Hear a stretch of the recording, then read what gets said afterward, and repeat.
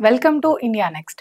గత కేసీఆర్ ప్రభుత్వం హయాంలో 12,000 ఎకరాలలో చేపట్టిన ఫార్మాసిటీ ప్రాజెక్టు ఇప్పటికీ ఉన్నదా లేక రద్దయిందా స్పష్టంగా చేయాలని తెలంగాణ హైకోర్టు రాష్ట్ర ప్రభుత్వానికి ఆదేశాలు జారీ చేసింది. ఫార్మాసిటీకి సంబంధించి భూములపై విధించిన ఆంక్షలు తొలగించాలని దాఖలైన పిటిషన్పై హైకోర్టు స్పందిస్తూ ఫార్మాసిటీ రద్దయిందనే మీడియా వార్తల ఆధారంగా ఈ విచారణ కొనసాగించలేమని పేర్కొంది. అందుకే ఫార్మాసిటీ ప్రస్తుత పరిస్థితి పై వివరణ ఇవ్వాలని హైకోర్టు రేవంత్ రెడ్డి ప్రభుత్వాన్ని కోరింది. ఫార్మాసిటీ విషయంపై ప్రభుత్వంలో ఉన్న అధీకృత వ్యక్తుల సమాధానంతో స్టేట్మెంట్ సమర్పించాలని హైకోర్టు ప్రభుత్వం తరపు న్యాయవాదికి ఆదేశాలు జారీ చేసింది.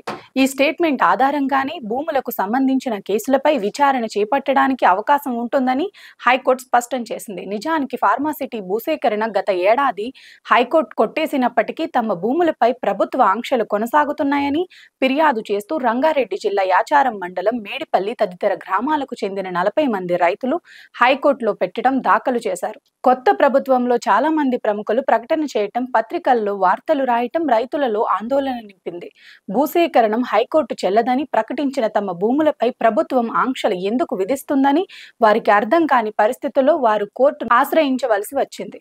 ఈ కేసులో 2 పక్షాల వాదనలు విన్న హైకోర్టు ధర్మాసనం అసలు ఫార్మాసిటీ ప్రాజెక్టు కొనసాగుతుందా లేదా స్పష్టం చేయాలని రెవెన్యూ శాఖ ముఖ్య కార్యదర్శి వంటి అధీకృత వ్యక్తుల నుంచి స్పష్టత రావాలని హైకోర్టు ఆదేశాలు జారీ చేసింది.